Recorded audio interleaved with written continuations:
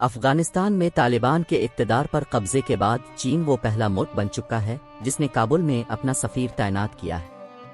افغانستان میں طالبان کی حکومت کو کسی ملک نے ابھی تک باضابطہ طور پر تسلیم نہیں کیا، جبکہ چین کا کہنا ہے کہ کابل میں سفیر کی تعیناتی روٹین کی بات ہے، اور یہ کہ چین افغانستان کے ساتھ ڈائیلاگ اور تعاون کے عمل کو آگے بڑھانے کا ارادہ رکھتا ہے۔ یاد رہے کہ امریکی فوج کی افغانستان میں موجودگی کے 20 سال کے دوران چین نے طالبان کو کبھی فوجی مدد فراہم نہیں کی، جس سے ظاہر ہوتا ہے کہ اس معاملے میں چین مغرب کے ساتھ فوجی کشیدگی میں دلچسپی نہیں رکھتا تھا۔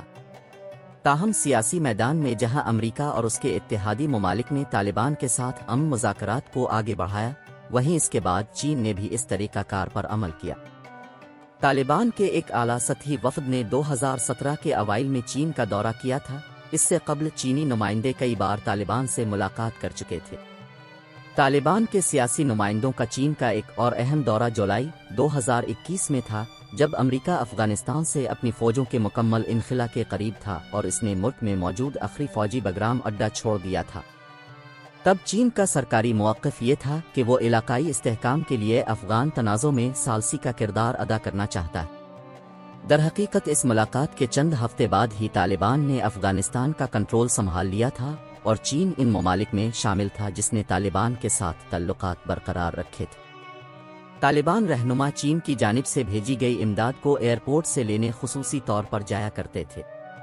ایک ایسے موقع پر جب کئی مغربی ممالک نے کابل میں اپنے سفارت خانے بند کر دیے تھے، چین نے اپنا سفارت خانہ کھلا رکھا۔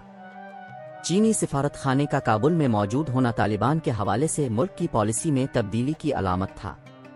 یاد رہے کہ 1996 میں جب طالبان نے پہلی بار کابل پر قبضہ کیا تھا تو چین نے افغانستان میں اپنا سفارت خانہ بند کر دیا تھا، اور 2002 میں افغانستان میں امریکی حمایت یافتہ حکومت کے اقتدار سنبھالنے کے بعد ہی سفارتی تعلقات بحال کیے تھے۔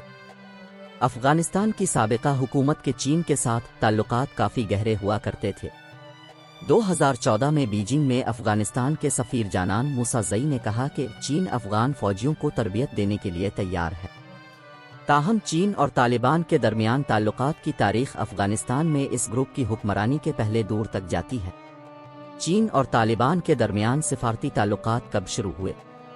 1999 میں پہلا چینی سفارتی وفد طالبان رہنماؤں سے ملاقات کے لیے پاکستان بھیجا گیا، اور نومبر 2000 میں پاکستان میں چین کے سفیر نے ایک وفد کی قیادت کرتے ہوئے قندھار جا کر طالبان کے رہنما اور بانی ملا محمد عمر سے ملاقات کی تھی۔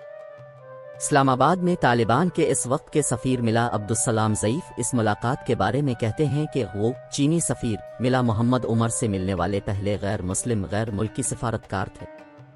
اس وقت چین کو طالبان کی جانب سے ایسٹ ترکستان اسلامک موومنٹ، چین مخالف مسلح گروپ کی حمایت اور افغانستان میں اس کے ارکان کی موجودگی پر تشویش تھی۔ اس وقت طالبان کی وزارت خارجہ کے ایک تجزیہ کار اور اہلکار واحد مجدد نے اپنی کتاب افغانستان اور طالبان کے 5 سال میں لکھا، چین سے ایک وفد کابل آیا اور قندھار روانہ ہوا۔ یہ اس وقت ہوا جب مہاتما بدھ کے مجسموں کو تباہ کرنے پر عالمی برادری کی طرف سے طالبان پر شدید تنقید کی جا رہی تھی۔ چینی وفد کے سربراہ نے ملا محمد عمر سے ملاقات کے دوران اپنے پاس موجود ایک ڈبہ کھولا اور چینی مٹی کے برتن سے بنا اونٹ کا مجسمہ نکالا، اور پھر ملا عمر کی طرف متوجہ ہوئے اور کہا کہ میں یہ مجسمہ آپ کو تحفے کے طور پر اس امید پر پیش کرتا ہوں کہ ہمارے ممالک کے درمیان تعلقات ایک بار پھر سابقہ روٹین پر لوٹ آئیں گے۔ مجدد کے مطابق ملا عمر مشکل صورتحال میں تھے اور نہیں جانتے تھے کہ کیا کریں۔ وہاں موجود مترجم، جو خود ایک طالب علم تھا، نے پشتو میں ملا عمر سے کہا کہ اگر وہ یہ تحفہ قبول نہیں کریں گے تو مہمان بہت ناراض ہو جائیں گے۔ ملا عمر نے مجسمہ نکالا اور پھر جلدی سے میز پر رکھ دیا جیسے کسی نے انہیں کوئی گرم چیز پکڑا دی ہو۔ میٹنگ ختم ہونے اور چینی وفد کے جانے کے بعد انہوں نے خود ہی مجسمے کو اٹھا کر زمین پر اس زور سے مارا کہ اس کے ٹکڑے ٹکڑے ہو گئے۔ رپورٹس میں یہ بھی بتایا گیا ہے کہ طالبان نے 1998 میں اس وقت کے امریکی صدر بل کلنٹن کے حکم سے صوبہ خوست میں القاعدہ کے ٹھکانوں کو نشانہ بنایا تھا اور امریکی میزائلوں کے ٹکڑے چین کو دیے تھے، جس کے بارے میں طالبان نے تاحال کچھ نہیں بتایا۔ تجزیہ کاروں کا خیال ہے کہ چین اور طالبان کے درمیان تعلقات کا آغاز زیادہ تر مشرقی ترکستان میں چین مخالف مسلح گروپ کے خوف سے ہوا تھا۔ چین ماضی میں افغان مجاہدین کو تربیت دے کر اور افغانستان میں سوویت یونین کی جارحیت کے خلاف کلاشنکوف اور چینی دفاعی میزائل فراہم کر کے اپنا کردار ادا کرتا رہا ہے، لیکن عجیب بات یہ ہے کہ اس نے کسی افغان جہادی گروپ کی حمایت جاری نہیں رکھی۔ اس کے برعکس ایران، پاکستان اور بعض عرب ممالک نے اس عمل کو جاری رکھا۔ طالبان جہادی گروپوں کے ساتھ محتاط تعلقات پر بہت سے لوگوں کی رائے ہے کہ یہ مشرقی ترکستان اسلامی تحریک کی سرگرمیاں کے باعث تھا، جو چین کے سنکیانگ صوبے میں اوئغور مسلمانوں کے حقوق اور آزادی کے لیے کام کرتی تھی۔ افغانستان میں اس گروپ کے جنگجو القاعدہ کے زیادہ قریب تھے۔ 2010 میں پاکستانی میڈیا نے مشرقی ترکستان اسلامی تحریک کے رہنما عبدالحق کی ہلاکت کی خبر دی تھی۔ ابتدا میں طالبان نے افغانستان میں اس گروپ کے ارکان کے خلاف کوئی کارروائی نہیں کی تھی، لیکن جب 2014 اور 2015 میں مشرقی ترکستان اسلامک موومنٹ سمیت غیر ملکی ملیشیا نے داعش کے ساتھ وفاداری کا عہد کیا تو طالبان نے ان کے خلاف ہتھیار اٹھا لیے۔ امریکی حکام نے بارہا کہا ہے کہ داعش کے خلاف طالبان کے حملے کامیاب رہے۔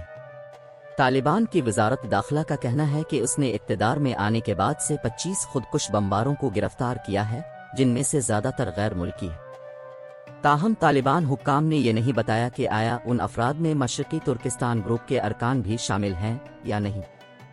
طالبان کے اہلکار وسط ایشیائی اور مسلم اوئغور جنگجوؤں کے خلاف کھل کر کچھ نہیں کہتے، لیکن وہ داعش کی شکست میں دلچسپی رکھتے ہیں اور اپنے پروپیگنڈے میں اس عسکریت پسند گروپ کو خوارج کہتے ہیں۔ طالبان کی احتیاط کی ایک وجہ شاید یہ ہے کہ ان غیر ملکی مسلح گروہوں نے 2001 کے بعد افغانستان میں امریکہ اور اس کے حامیوں کے خلاف جنگ میں اور مسلح مزاحمت کو تقویت دینے میں کردار ادا کیا تھا، جنہیں وہ مہمان مجاہدین کہتے تھے۔